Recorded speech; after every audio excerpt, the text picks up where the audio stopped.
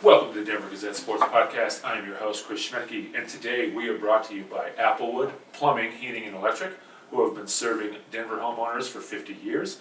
They are the proud sponsor of this podcast, and they are also the proud sponsor of the undefeated Colorado Avalanche, and who we're talking about today with Kyle Fredrickson. Kyle, how you doing today? Just, start the parade now. Plan it out. Get the rings made. 6 games in. We're there, right? Yep. So Kyle and I are actually in person today, and we're on video, so that was Kyle's hot take already. That'll be all over social media. He says start the parade. So anyway, so like you said, the Avs are 6-0, coming off a win, 7-4, that's what it ended up last night, with a couple empty netters there at the end over the Islanders. You couldn't ask for a better start. Yeah, it's really been impressive, and I think this echoes a little bit of what we said after the first podcast we did when the Avalanche came home from their road trip.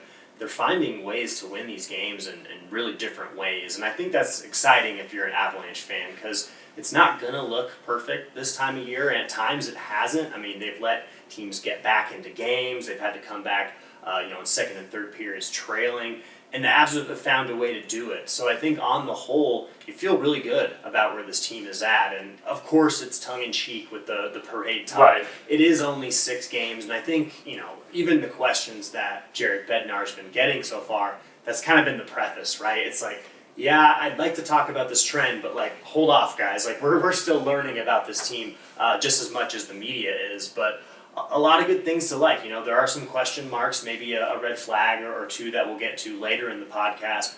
But when you look at what the strengths of this team were supposed to be on paper and what they are now, it's exactly right. Mikko Rantanen's leading the team in points. He's got 12 right now. Cale Makar is chipping in like he always has. Logan O'Connor, 3 straight games with a shorthanded goal. Those depth lines getting involved. So I think all those little pieces are coming together. That should make Avs fans, at least very optimistic at this point in the year. I heard Bednar this morning on, he has his altitude show every morning, and I think he said something about how they're undefeated, but they're still finding things that they need to improve, which is crazy to think when you've won the first 6 games. Yeah, and I heard those comments too, where I'm glad we were both listening to Bednar this morning. He made a really good point that in years past, it might have been more difficult to let that message sink in to an undefeated team. Like, hey, we're 6-0, let's relax. What are you talking about, coach? But it's kind of this long game mentality, right? I don't really care all that much if the Avalanche beat the Penguins, tomorrow night. But are they developing the right habits? Are they doing everything that a cup contender would do? Or are they going to do it now, and are they going to carry it through the entire year? That's really what Bednar's getting at, and I think that's a sign of a championship program or a franchise, right? Understanding that it's a long year, you can't pat yourself on the back after 6 games, especially when a lot can change, between now and the later stages of the season, especially if the Avs aren't healthy, and right now, knock on wood, that's what they are. Yeah, so let's talk cup contender. We're going to do cup contender or if it's too small of a sample size. So let's talk through that, because they've beat some good teams on this run. I mean, now they've won on the road plenty. I mean, they've had 2 home games. So what do you think? Cup contender, or is it still just a little bit too small? I do think that these guys are a legit cup contender, and it's early, and I think I look at what they're doing and what Vegas has done early on, and it's really making a statement. The Avs really play at their own pace and make teams play to that, and when you're seeing that this early in the season against some really good teams, that's impressive, and you mentioned all the road games. We'd be remiss not to say, this is a team that just set an NHL record the other night for 15 consecutive regular season road victories in a row. That's going all the way back to that last season, so sort of a weird record when you think about a streak, being that there's, a few months in between games. But still, it shows you that, there's such a business-like approach to this team when they go on the road. Jared Bednar seems to think that maybe they're more relaxed, there's less pressure when they don't have that home environment. I think as a reporter, sometimes I feel that in the dressing room. Guys are looser, there isn't kind of this spotlight, they don't feel like they have to win, there's not as much of that, vibe out there that they need to win. And they've really taken care of business. So when I look ahead at the next few games, I think 9-0 is a real possibility, and that's just based on who they're playing next. They've got the Penguins and the Sabres. They're both below 500. The Blues didn't make the playoffs last year. The Avs get them at home. Then they go to Vegas, and that could be real interesting to see that matchup. Both those teams could still be undefeated at that point. That's crazy to think. I mean, they could both be rolling into that game 9-0. That'd be pretty insane. I've noticed that they seem like a team on a mission this year. I think they are really ticked off about how last year went. They were defending Stanley Cup champions.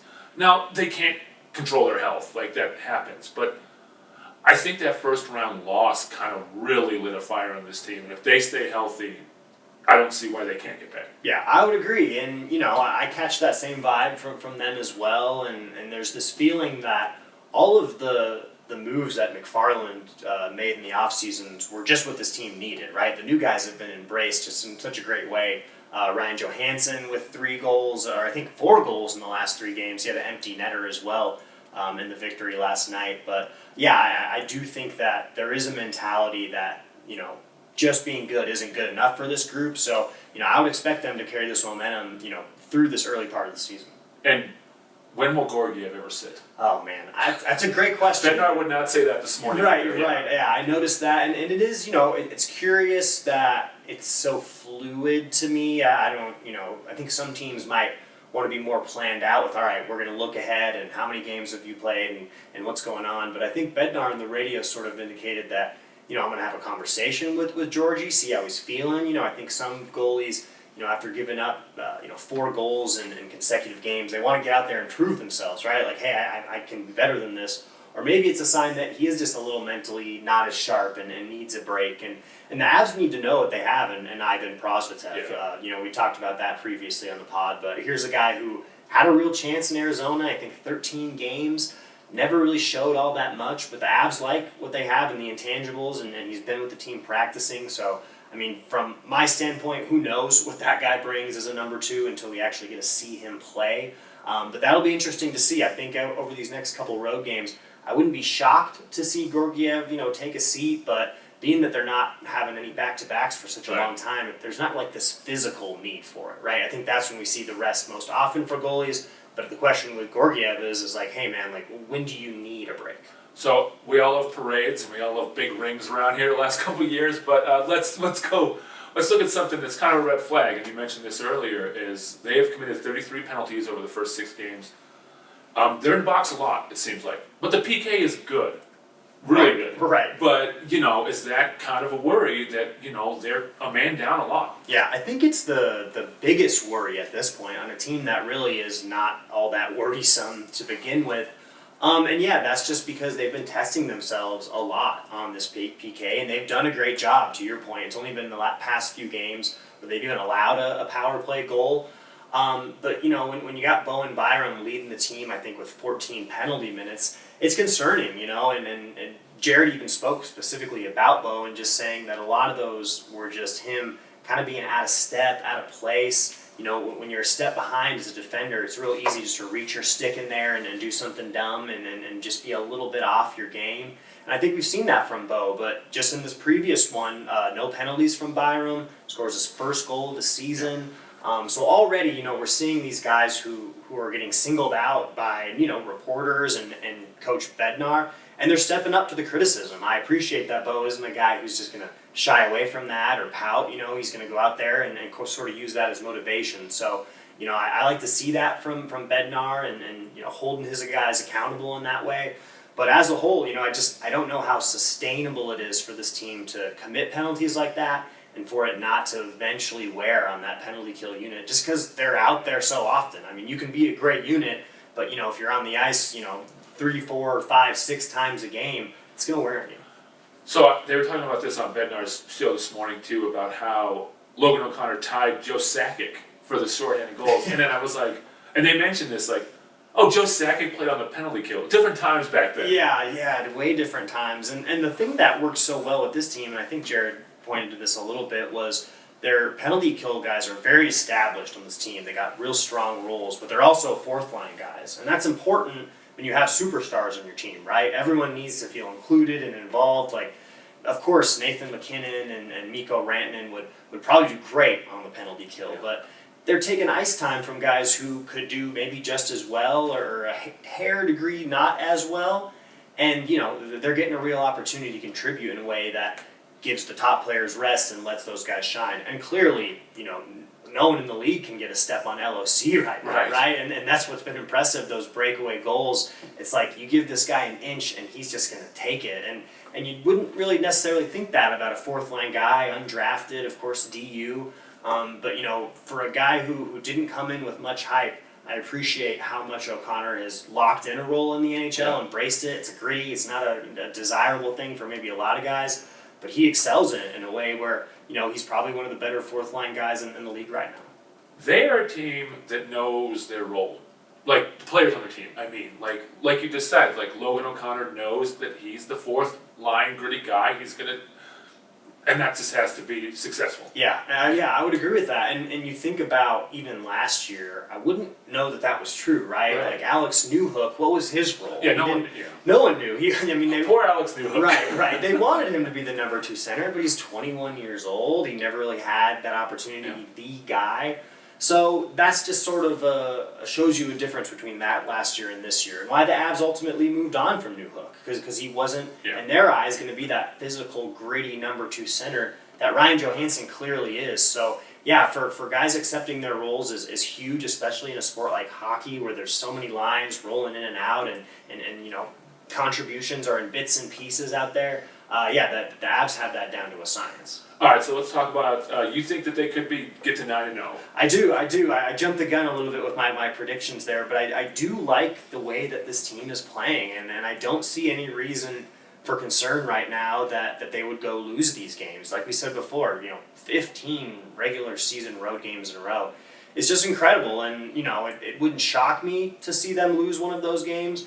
But I do think that having that kind of heavyweight matchup between two cup contenders in the West, undefeated in the regular season, I mean, I don't have the schedule in front of me, but they ought to put that on ABC, ESPN, over-the-air TV, wherever, because that's going to be such a great game to watch. So, what do you see from the Penguins and the Sabres as they finish up this road trip? So, with the Penguins, I was a little surprised to see what their record is being what it is, below 500. I think there was a little bit of hype that this was a team, kind of like their last real run to win a title with Sidney Crosby. And maybe they are, it's so early, I don't want to say that they're out of it yet, but I do like the Avs' chances of going in there and beating them. And the Sabres, they're kind of the opposite, right? They're the up-and-coming team. A lot of people had them as a hot pick.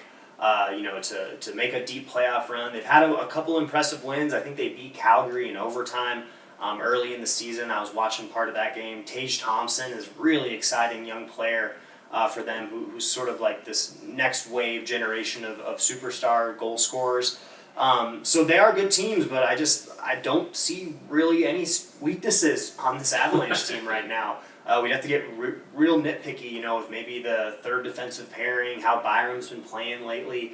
But other than that, it's such a well-oiled machine. I mean, unless you got a good counter-argument for me. I don't. I really don't. Like, they just, like I said, like, they seem like they're on a mission, That game is a Saturday night in Vegas at 8 p.m. Ooh, so, gosh. Doesn't look like national TV. I don't know about that, but they probably won't. No one would have a national TV game on a Saturday night because of college football. So yeah, that makes sense. That's not going to happen. But I was going to say, is that game starting at 8:50 on ESPN that night? Gosh, man, these late times are brutal. I appreciate, I'm not on the road with the team right now, but 6 p.m. start, 5 p.m. start, 11 a.m. on Sunday. I know, right? With your hockey with your breakfast, who would have thought? Yeah. All right, Kyle. So before we go, what do you want to plug? Well, I will say coming up here, I will be going on a little vacation. I do an annual elk hunt with my family. That's very special and important to me. And I talked about it with Bowen Byram. We brought him up earlier. We plugged him on the podcast previously, but I did end up speaking with him about his ram hunt. Some really cool details just about how hardcore that is, going up to the Northwest Territories. Taking extremely long shots at these big, beautiful rams and very little cover. Bo was very insightful about it and sort of what that tradition means to him and his family and how it really is something that he looks forward to all year in terms of clearing his own head. And I get that as an outdoorsman and hopefully can share that with you guys. But that's definitely a piece I'm looking forward to. And of course, my NHL Insider is dropping later today. That one will examine Ryan Johansson and how well he's played with this team. Yeah. And of course, just my musings from around the league and the team as well. Sounds good. All right, so everyone make sure you check that out at denvergazette.com. Also, make sure to subscribe to this podcast on Apple or Spotify. We're probably Kyle will probably be gone next week, but we'll check in with the Avs at least once a week or maybe every 2 weeks to see how things are going. So yeah, make sure to check all of that out. And Kyle, thanks, and we'll talk to you after your trip. Absolutely.